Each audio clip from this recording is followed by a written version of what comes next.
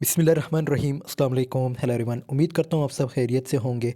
आज जो हमारा टॉपिक है that is the watcher of the dead by Nadine Gordimer. बहुत ही इंटरेस्टिंग टॉपिक है और इस टॉपिक में हम एक मूवमेंट को भी डिस्कस करेंगे और मूवमेंट का नाम है अपार्थाइड मूवमेंट, जो कि अफ्रीकन से रिलेटेड है और ये मूवमेंट अफ्रीका में ही स्टार्ट हुई थी। और इसकी क्या वजूहात थी एक्चुअली इसमें, लाइक जो ऑपरेशन यानी जो जुल्म होता है उसके बारे में बताया गया है। जो अफ्रीकन लोगों पे जुल्म एक वक्त में होता था, तो उस जुल्म को ख़त्म करने के लिए एक मूवमेंट स्टार्ट की गई थी। सो ये टेक्स्ट उसी मूवमेंट से भी रिलेटेड है और इस टेक्स्ट में हम करेक्टर्स, समरी, थीम्स और नदीन गोडाइमर की शॉर्ट बायोग्राफी डिस्कस करेंगे। So let's get started. Nadine Gordimer 20 नवंबर 1923 इसकी डेट ऑफ बर्थ है। 13 जुलाई 2014 में इसकी डेथ हुई। ये एक साउथ अफ्रीकन राइटर थी, ठीक है, एंड पॉलिटिकल एक्टिविस्ट थी। She received the Nobel price in literature in 1991, recognized as a writer who through her magnificent epic writing has been of very great benefits to humanity।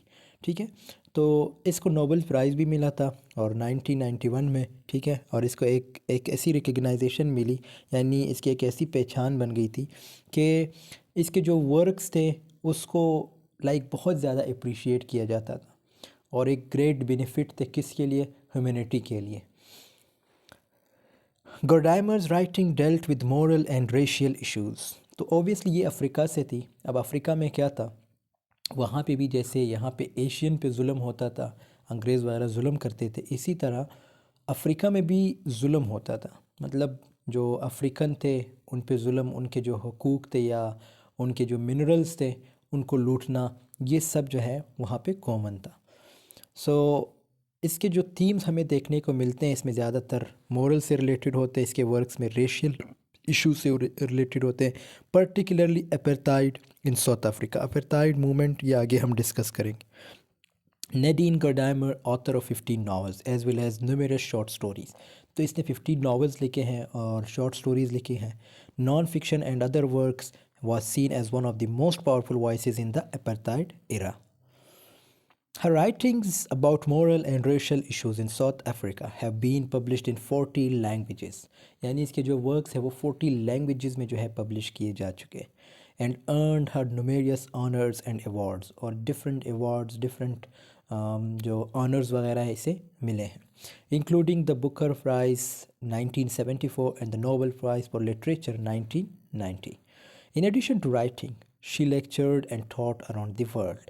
अब जब ये famous होती है तो डिफरेंट जगह पे पढ़ाने जाती है, जैसे over all the world. Gordimer began to write at the age of 9, मतलब जब 9 साल की थी तब इसने लिखना स्टार्ट किया था। Writing a poem about former South African president Paul Kruger, Gordimer began keeping a diary in 1934। तो इसने एक पोएम साउथ अफ्रीकन प्रेसिडेंट के लिए भी लिखी थी और इसी तरह राइट जो डायरी वगैरह थी वो 1934 से लिखना स्टार्ट की। Beginning in 1937, Godimer's children's stories first appeared in Johannesburg, Sunday Express and The Form। ठीक है, तो इसके जो फिर एक डिफरेंट जो चिल्ड्रन शॉर्ट स्टोरीज़ थी वो भी सामने आई 1937 में। और ये जॉन्सबर्ग जो वर्ड यूज़ हुआ है ये एक्चुअली में साउथ अफ्रीका का क्या है, कैपिटल है। She continue to publish short stories in South Africa. ठीक है, और इस तरह इसने शॉर्ट स्टोरीज़ जो हैं वो तब भी पब्लिश करती थी। But it was not until the 1950s that her stories appeared in American magazines. फिर 1950s में इसके जो वर्क्स थे वो अमेरिकन मैगजीन्स में भी पब्लिश होना स्टार्ट हो गए थे, यानी अपीयर होना स्टार्ट हुए। The Yale Review published The Hour and the Years in 1950 and the following summer the Virginia Quarterly Review published The Catch। अच्छा, ये कुछ वर्क्स हैं जिसमें The Watcher of the Dead है जो आज हम डिस्कस करेंगे। द न्यू यॉर्कर, ठीक है, ये इसने पब्लिश किया था, कंपनी है। द कैच, ठीक है, तो ये कुछ जैसे ये हैं the our and the years. अब आते हैं, ये तो इसकी एक शॉर्ट बायोग्राफी हुई। अपार्थाइड मूवमेंट है क्या? The apartheid movement refers to the system of racial segregation and discrimination that was enforced in South Africa from 1948 to the early 1990s। देखो, ये एक ऐसी मूवमेंट थी, एक ऐसी चीज़ थी जो लागू की गई थी, जो इम्पोज की गई थी किस पे? अफ्रीकन्स पे, ठीक है।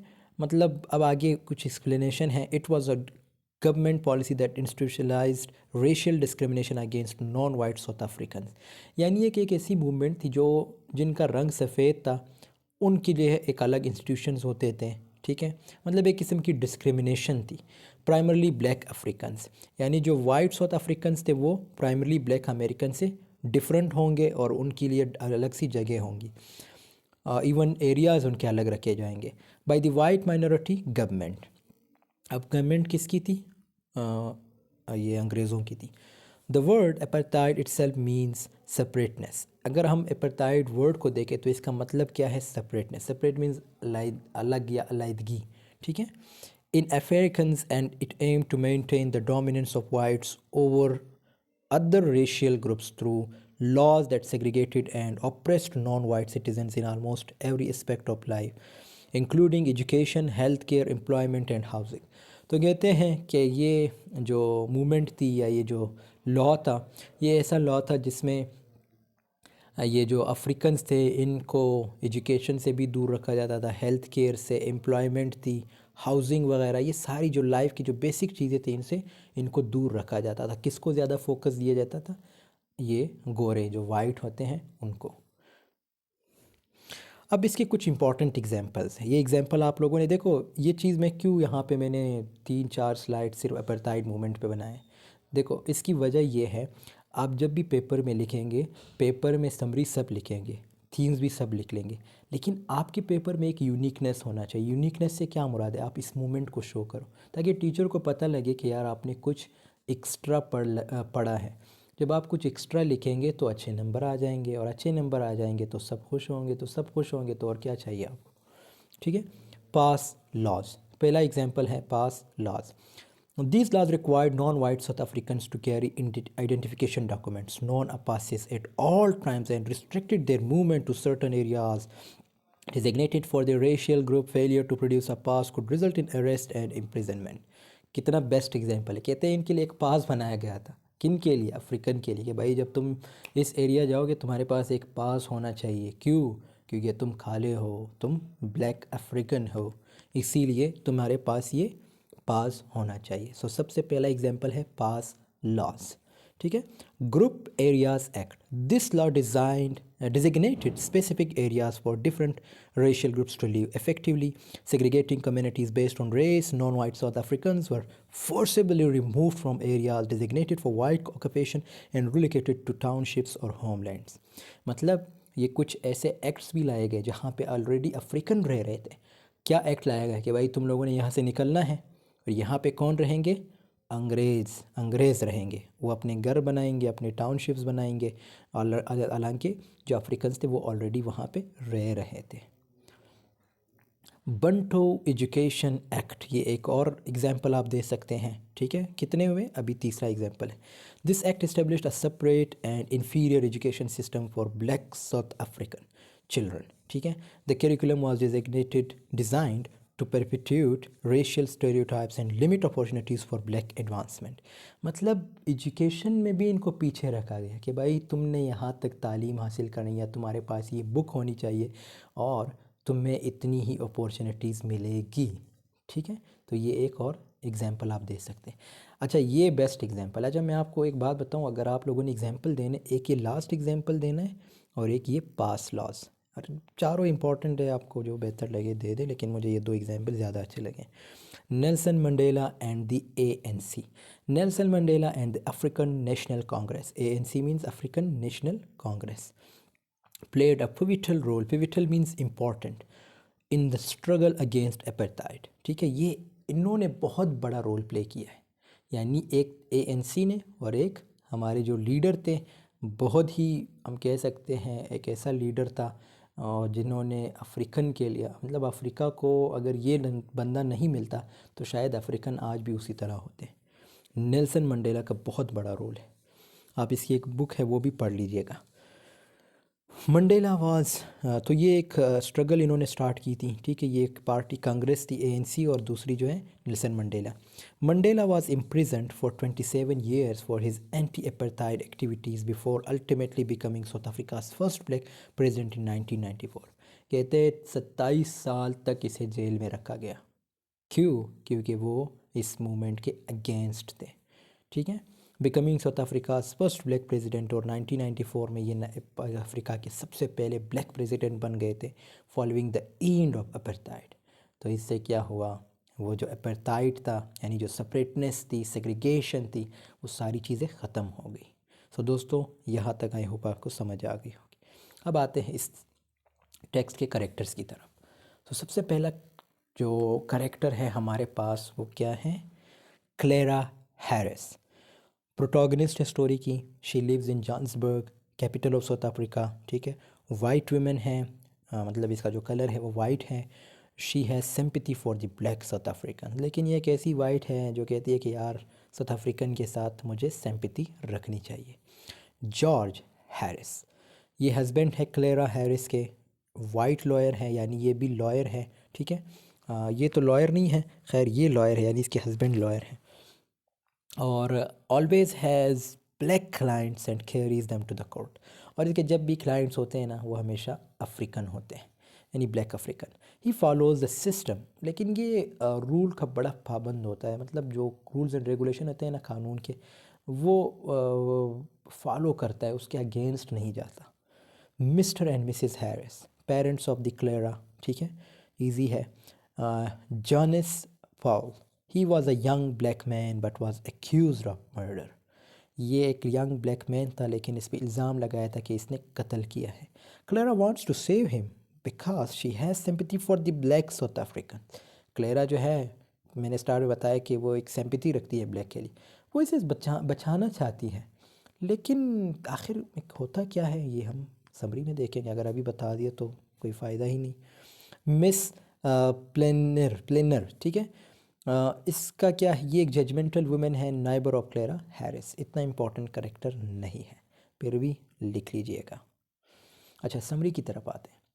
आपसे सेटिंग के बारे में पूछा जा सकता है, तो इसकी सेटिंग क्या कहाँ रखी गई है? Setting of the story is Johannesburg. ठीक है। तो इसकी जो सेटिंग है वो साउथ अफ्रीका रखी गई, यानी इसका कैपिटल रखा गया है ड्यूरिंग अपार्थाइड साउथ अफ्रीका, यानी उस वक्त जब ये मूवमेंट चल रही थी। मूवमेंट मैंने ऑलरेडी आई थिंक 5 मिनट में पूरा डिस्कस कर लिया है।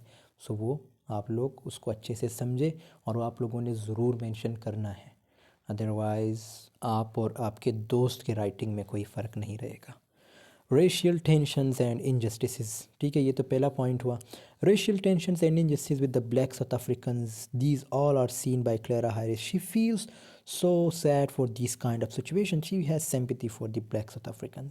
अब हमारी जो करेक्टर है, जो प्रोटोगनिस्ट है क्लेरा हैरिस, ठीक है, वो ये सारी चीज़ें नोट कर रही होती है। मतलब जो जुल्म और सितम चल रहा होता है साउथ अफ्रीका में, सब कुछ नोट कर रही होती है, और वो सिंपैथी भी फील करती है। उसे लगता है कि ये गलत हो रहा है, इस चीज़ों को रोकना चाहिए, लेकिन उसके पास इतनी पावर होती नहीं है। हालांकि उसका हस्बैंड तो क्या है, लॉयर है, लेकिन फिर भी इसके पास इतनी पावर नहीं होती। अब आगे क्या होता है? Hypocrisy in the society where the black South Africans are not treated in well manner. Also watching her husband who carries black Africans to the court. Meanwhile, she also sees a man whose name was Janice Pearl. He was accused of murder. ठीक है। अब ये सारी चीज़ें देख रही होती है, जो हिपोक्रेसी है किसकी? अपने अंग्रेज़ों की। ठीक है। मतलब किस तरह वो अब जो साउथ अफ्रीकन हैं उनको इधर उधर कर रहे हैं, यानी उनके साथ ज़्यादतियाँ कर रहे हैं, उनके जो चीज़ें हैं उन पे अपना कब्ज़ा कर रहे हैं। तो ये सारी चीज़ें ये जो है देख रही है, लेकिन उनको मतलब साथ में उनको ट्रीट भी अच्छे से नहीं किया जाता, मतलब उन्हें मारा जाता है। ठीक है। तो ये सारी चीज़ें क्लेरा हैरिस नोट कर रही होती है।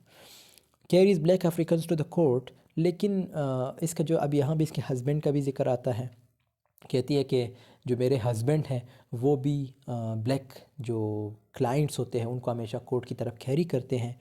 लेकिन अब एक उसके सामने एक केस आता है, जो मैंने बताया ना, ये जो जॉनिस पॉल, ये क्या है, ये जो है इसने इस पे इल्ज़ाम लगाया गया है कि भाई इसने एक कत्ल किया है। So he was accused of murder. अब आगे क्या होता है? She talks to her husband to help him because by this the racial tensions will definitely be eradicated. अब ये जब देखती है कि यार जो जॉनस पाउल है उस पे इल्ज़ाम लगाया गया है, तो ये अपने हस्बैंड से बात करती है, उसे बिठाती है, कहती है कि यार तुम जो है इसकी हेल्प करो, इसे इस चीज़ से निकालो क्योंकि ये कसूरवार है ही नहीं। तो मतलब इससे ये इसको लगता है कि जो रेशियल टेंशन्स है वो भी ख़त्म हो जाएंगे। ऐसा बिल्कुल नहीं है, इम्पॉसिबल है। ठीक है। The same thing she also discusses with her parents, but her parents totally disagree. Now Clara faces internal conflict. अच्छा, ये जो केस था ये जॉनस पाउल का, यही चीज़ ये अपने पेरेंट्स से भी डिस्कस करती है। कहती है कि यार एक बंदा है जिसकी मतलब मैं और मेरे हस्बैंड हेल्प करेंगे, जिससे रेशियल टेंशन ख़त्म होगी, लेकिन इसके जो पेरेंट्स हैं वो भी इसे डिसएग्री करते हैं। वो कहते हैं नहीं, तुम्हें इन लफड़ों में नहीं पड़ना है, तुम्हें जो है इन चीज़ों से अपने आप को दूर रखना है। अब क्लेरा जो है वो इंटरनल कन्फ्लिक्ट, यानी जो अंदर की एक जंग होती है जो उसे बार बार उकसाती है, जो बार बार बताती है कि तुम जो है गलत कर रही हो, मतलब उनकी हेल्प करो। तो ये एक इंटरनल कन्फ्लिक्ट को अब फेस कर रही होती है। She goes for a fair trial with her husband to help that black young man, but the authority does not want this. मैंने बताया ना कि सिर्फ एक या बंदा या बंदी से थोड़ी ख़त्म होगा ये सारी चीज़ें। यहाँ पे यही चीज़ डिस्कस हो रही है कि ये जब खैर इसने ना पेरेंट्स की मानी ना किसी और की मानी, आखिर में क्या करती है, आती है अपने हस्बैंड से बात करती है, कोर्ट जाती है, कोर्ट में मुलाकात होती है और उस यंग मैन यानी जो जॉनस पाउल है उसको क्या कहते हैं यार, उसे बचाने की कोशिश करती है। ठीक है, उसे बचाने की कोशिश करती है। They think white should be dominated as usual. अब जो सिस्टम है, जैसे पता है सिस्टम, ब्यूरोक्रेसी या जो जज वगैरह है, ये सारे अंग्रेज़ थे। उन्होंने कहा कि नहीं भाई, ये चीज़ें ख़त्म नहीं होनी। तो वो इस चीज़ को जो है क्या करते हैं, निगलेक्ट करते हैं। वो कहते हैं कि भाई हम हमेशा डोमिनेंट रहे एज़ यूजुअल, जैसे पहले रहते थे। अगर देखा जाए तो आजकल भी यही लोग आप देख रहे हो किस तरह कंट्रोल कर रहे हैं चीज़ों को। ये ऐसे क्रिटिकल एनालिसिस में आ जाएगा, तो ये आप अपने व्यूज़ भी दे सकते हैं। ज़रूरी नहीं है कि आपसे समरी के बारे में पूछा जाए, तो आपसे ये पूछा जा सकता है कि ये जो शॉर्ट स्टोरी या जो नावल है इसको आप किस पर्सपेक्टिव से क्रिटिकली एनालाइज कर सको, तो आप बेहतर वे में कर सकते हैं अगर आपको समरी याद हो। Clara Harris and her husband should not go for the case of Jonas Fowl. यानी जो सिस्टम है, जो अथॉरिटी है, वो क्या कहती है, वो कहती है कि नहीं भाई, तुमने इस ब्लैक यानी जो जॉनस पाउल है उसकी हेल्प नहीं करनी, उसके साथ नहीं जाना, उसका केस नहीं लड़ना, उसके ट्रायल वगैरह नहीं करवाने। ठीक है, यानी बेल वगैरह नहीं करवानी। तो ये सारी चीज़ें जो है अब जो क्लेरा हैरिस है वो एक इंटरनल कन्फ्लिक्ट भी लड़ रही है। ठीक है, तो इस तरह अब क्या होता है, आखिर में एंडिंग क्या है इस नावल की। The efforts were useless for the Jonas Fowl. He was hanged and Clara gets saved to see these situations. आखिर में जो बेचारा जॉनस पाउल है उसको फांसी दी जाती है और हमारी जो करेक्टर है, जो प्रोटोगनिस्ट है, the beautiful Clara Harris, said होती है और सिचुएशंस को एक्सेप्ट करती है कि ये तो होना था, क्योंकि अथॉरिटी नहीं चाह रही थी कि एक बेगुनाह जो मासूम बंदा था जॉनस पाउल उसको जो है महफूज रखा जाए। तो दोस्तों, यहाँ पे इस स्टोरी की एंडिंग होती है। अब आते हैं इसके थीम्स की तरफ। सबसे पहला थीम है इनजस्टिस। अब ये नहीं पूछना कि यार इसका पूरा एक्सप्लेनेशन ला के दो। इनजस्टिस किस तरह, पहले समझो, कहानी को आप लोगों ने समझ लिया होगा कि कहानी क्या थी। देखो इनजस्टिस किस तरह, आप सिंपल जो जॉनस पाउल है उसकी एग्जांपल दे सकते हैं। उसके साथ नाइंसाफ़ी हुई, बेकसूर था, मासूम था, फांसी दी गई। ठीक है, नाइंसाफ़ी हुई। ठीक है, इसी तरह साउथ अफ्रीकन जो बेचारे मासूम थे उन पर जुल्म किया जा रहा था, नाइंसाफ़ियाँ हो रही थी उनके साथ, उनकी इज़्ज़तें लूटी जा रही थी, उनके जो मिनरल्स थे या जो दूसरी चीज़ें थी वो सारी चीज़ें जो है अंग्रेज़ लूट रहे थे। सेग्रीगेशन, वही आप इसकी बेस्ट एग्जांपल दे सकते हैं अपार्थाइड मूवमेंट की। इजी है, आप उस मूवमेंट को अगर आप समझ चुके हो, so these themes are not difficult for you all. Internal and external conflict, ये भी बहुत इंपॉर्टेंट थीम बनता है इस स्टोरी का। देखो यहाँ पे आप हमारे character the beautiful Clara Harris को ले सकती है। ठीक है, वो क्या थी, वो एक तो इंटरनल कन्फ्लिक्ट लड़ रही है, मतलब किस तरह, पेरेंट्स को कहती है कि भाई एक लड़का है, उसकी मैंने जान बचानी है, ये करना है, मैंने रेशियल टेंशन ख़त्म करने हैं। तो घर वाले नहीं मानते, कहते हैं भाई नहीं, मतलब बहना नहीं, तुमने इसकी हेल्प नहीं करनी, ठीक है। इसी तरह इंटरनल कन्फ्लिक्ट क्या है, ये तो एक्सटर्नल कन्फ्लिक्ट में आ गया, ठीक है। मतलब जैसे केस वगैरह लड़ना, ये सारी एक्सटर्नल कन्फ्लिक्ट में आ जाते हैं। इंटरनल कन्फ्लिक्ट क्या है, सैड होती है, एक मतलब अंदर से उसे एक आवाज़ आती है कि यार कुछ करना है, कुछ ख़त्म करना है इन, मतलब ये जो रेशियल सेग्रीगेशन है या जो रेशियल टेंशन्स हैं, ये सारी चीज़ें ख़त्म करनी है। तो ये एक इंटरनल कन्फ्लिक्ट में आ जाता है। मर्डर, अगेन वही आप उसकी एग्जांपल ले लें जॉनस पाउल की, जिसको आखिर में कत्ल, यानी कत्ल तो नहीं, मतलब आप कह सकते हैं कत्ल ही, या फांसी दी जाती है, वो भी कत्ल में आ जाता है, बेगुनाह को जब आप मारते हैं। तो इस तरह उसको जो है कत्ल किया जाता है या मार दिया जाता है। सो दोस्तों, यहाँ पे हमारी वीडियो की एंडिंग होती है। I tried my best. कोई सवाल हो कमेंट सेक्शन में ज़रूर पूछ लीजिएगा, और हाँ, कमेंट ज़रूर कीजिएगा कि कैसी लगी आपको वीडियो, ठीक है। और लाइक भी ज़रूर कीजिएगा, चैनल पे नए हैं तो सब्सक्राइब कीजिएगा। कोई भी टॉपिक समझ ना आता हो कमेंट सेक्शन में मेंशन कीजिएगा। आई विल ट्राई, जब भी फ्री होऊंगा मैं उस पर ज़रूर वीडियो बनाऊंगा। मिलते हैं आपसे नेक्स्ट वीडियो में, तब तक के लिए अल्लाह हाफिज़, टेक केयर ऑफ़ योरसेल्फ।